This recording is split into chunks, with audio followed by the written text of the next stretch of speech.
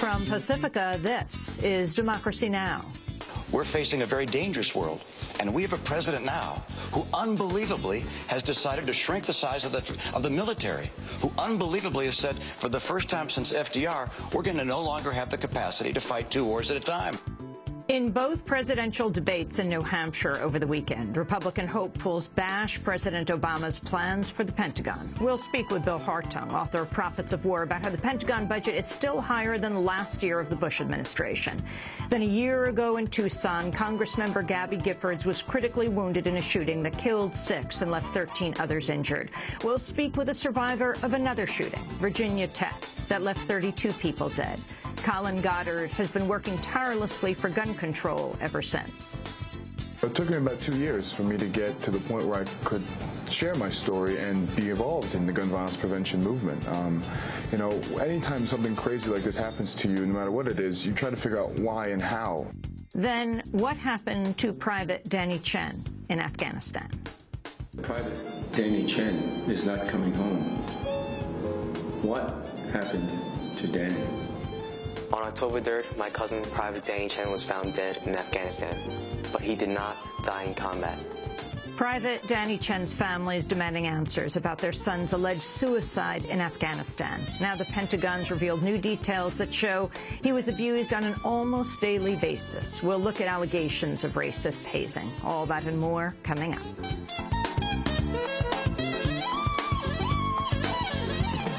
Welcome to Democracy Now!, democracynow.org, The War and Peace Report. I'm Amy Goodman. The Republican presidential race in New Hampshire has entered its final full day before Tuesday's primary, the first in the nation. The leading candidates appeared in 2 debates over the weekend. Former Speaker of the House Newt Gingrich accused frontrunner Mitt Romney of being too moderate. There's a huge difference between a Reagan conservative and somebody who comes out of the Massachusetts culture with an essentially moderate record, who I think will have a very hard time in a debate with President Obama. Former Senator Rick Santorum targeted Ron Paul over his record in Congress. The serious issue with Congressman Paul here is, you're right, he's never really passed anything of any import, and one of the reasons people like Congressman Paul is his economic plan. He's never been able to accomplish any of that. He has no track record of being able to work together. He's been out there on the margins and has really been unsuccessful in working together with anybody to do anything. At one point during Sunday's presidential debate, Mitt Romney, who's worth more than $250 million, suggested only wealthy people should run for office. He had good advice to me. He said, Mitt, never get involved in politics if you have to win an election to pay a mortgage. If you find yourself in a position when you can serve, well, you ought to have a responsibility to do so if you think you can make a difference.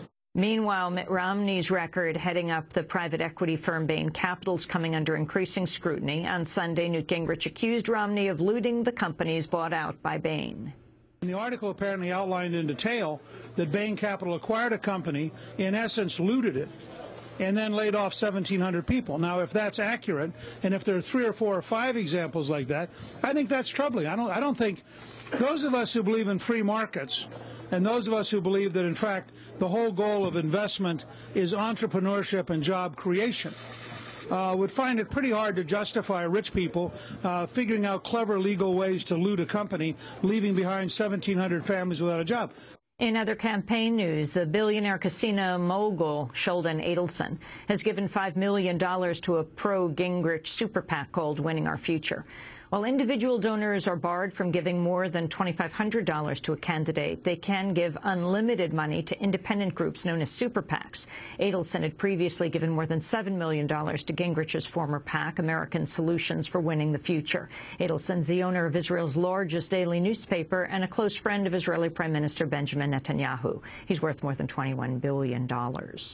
In economic news, the nation's official unemployment rate has dropped to 8.5%, its lowest level since early 2009. On Friday, the Labor Department said employers added 200,000 jobs in December, but at least 42,000 of the so-called new jobs were courier positions hired ahead of the holiday shopping rush. President Obama hailed the jobs figures and announced a new initiative to support American business owners to shift work back home. We're heading in the right direction, and we're not going to let up. On Wednesday, the White House will host a forum called Insourcing American Jobs. We'll hear from business leaders who are bringing jobs back home. and see how we can help other businesses follow their lead. Because this is a make or break moment for the middle class and all those working to get there. We've got to keep at it. We've got to keep creating jobs, and we've got to keep rebuilding our economy so that everyone gets a fair shot, everyone does their fair share, and everyone plays by the same rules. Thousands of people gathered in Tucson, Arizona Sunday for a candlelight vigil remembering the 6 people killed in last year's deadly shooting that left Congressmember Gabrielle Giffords gravely wounded. The shooting occurred January 8, 2011, outside a supermarket where Giffords was meeting with constituents. On Sunday, the Arizona Democrat led the crowd in a recitation of the Pledge of Allegiance. Indivisible, with liberty and justice for all. Gabby Giffords' husband, Mark Kelly, a retired astronaut, also addressed the crowd. For the past year, we've had new realities to live with. The reality and pain of letting go of the past. The reality of letting go of dear friends and family members. There is also the pain of knowing that with adequate mental health intervention and treatment, that we may not be here tonight. While memorial events were held across Tucson, the city also hosted a major gun show this weekend. The Crossroads of the West gun show was held on Saturday and Sunday at the Pima County Fairgrounds. There have been a number of developments in the heightening tensions between Iran and the United States. Earlier today, Iran announced it had sentenced a U.S.-born man to death for allegedly spying for the CIA. The United States has denied that Arizona-born Amir Mirza Hekmati is a spy. Meanwhile, U.S. Treasury Secretary Timothy Geithner is traveling to China and Japan this week in an effort to push for expanded sanctions on Iran. On Sunday, Defense Secretary Leon Panetta appeared on CBS's Face the Nation. I think the pressure of the sanctions, I think the pressure of diplomatic pressures from everywhere, Europe, the United States, elsewhere, is working to put pressure on them, to make them understand that they cannot continue to do what they're doing. Are they trying to develop a nuclear weapon? No, but we know that they're trying to develop a nuclear capability, and that's what concerns us. And our red line to Iran is do not develop a nuclear weapon. That's a red line for us. In related news, Iran and the United States have both announced plans to hold major military exercises in the Gulf in the coming months. The U.S. exercise will be done in conjunction with Israel. Meanwhile, in defiance of the United States, Venezuelan President Hugo Chavez has welcomed the Iranian President Mahmoud Ahmadinejad to Venezuela. On Friday, a State Department official said, quote, "We are making absolutely clear to countries around the world that now is not the time to be deepening ties, not security ties, not economic ties with Iran." In other news from the region, thousands of protesters gathered in the Yemeni capital of Sana'a on Sunday to protest a draft law to grant immunity to outgoing President Ali Abdullah Saleh. The demonstrators called for Saleh and his relatives to face trial for killing more than 1,000 people since the uprising demanding his ouster began a year ago. Meanwhile, the Gulf nation of Bahrain is refusing to allow a top official from a U.S.-based human rights organization to enter Bahrain to observe the trial of 21 doctors and nurses who were jailed for treating injured protesters. Richard Salem, deputy president of Physicians for Human Rights, tried to enter Bahrain Sunday. Richard Salem appeared on Democracy Now! Last May after a trip to Bahrain. The private 20 years of looking at violations of medical neutrality and human rights during times of war and civil war, I personally have never seen such widespread and systematic targeting of physicians, such egregious violations of the principle of medical neutrality. The private security company, once known as Blackwater, has reached a settlement with the families of 4 Blackwater guards killed in a convoy ambush in Fallujah, Iraq, in March 2004. After being shot, the men's bodies were dragged through the streets and mutilated. 2 of the corpses were strung from a bridge. The victims' families accused Blackwater of sending them into hostile territory unprepared and without sufficient protection. The Virginian Pilot reports the company, now known as Academy, agreed to a total payout of $635,000. In South Sudan, more than 100,000 people have been displaced following an outbreak in ethnic violence in recent weeks. There are conflicting reports on the number of people killed. One local official put the death toll at 3,000, but a United Nations official said no evidence has been found of mass killings. Andrew Jackson works with the World Food Program in South Sudan. We're currently here with over 2,000 internally displaced people. They've had to fled their village from hunger, conflict and killings. They've traveled over 150 kilometers over a 10-day period without any food or water, and this is the first chance that they've been able to find a safe place to stay, and where we, the World Food Program, can help the most vulnerable by giving them a one-month food ration.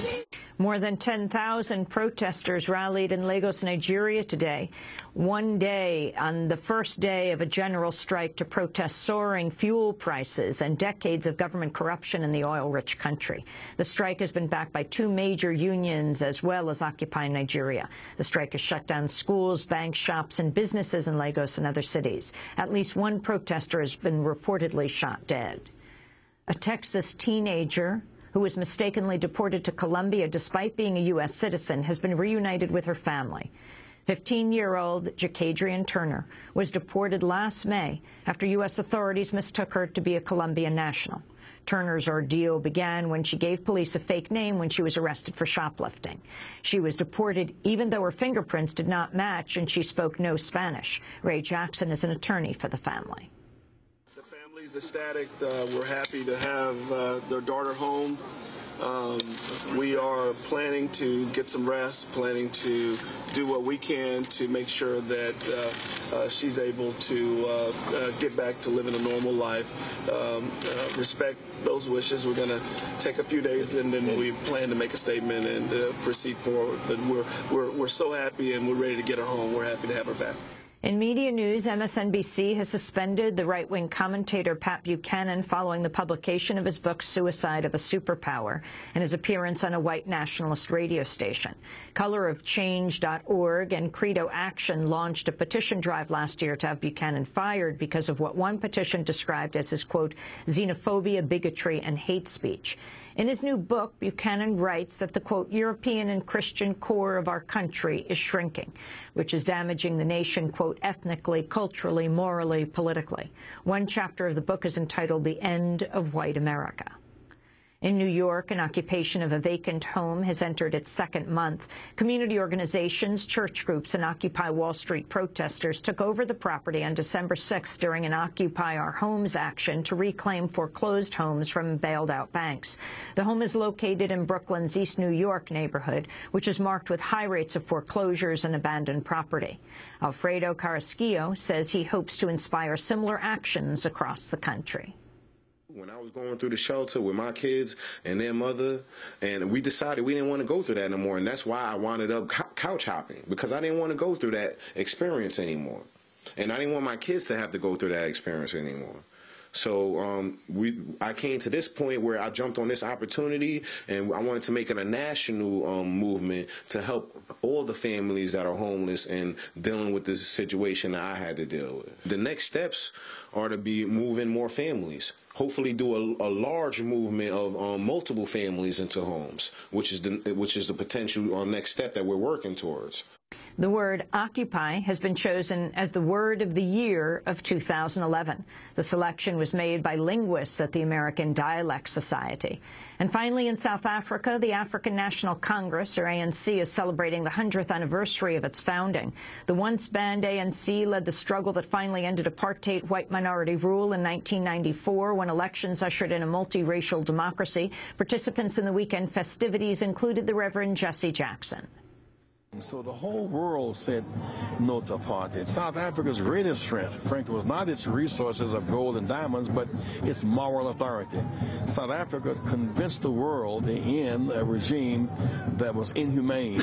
And now we see South Africa on the growth curve. And those are some of the headlines. This is Democracy Now!, democracynow.org, The War and Peace Report. I'm Amy Goodman.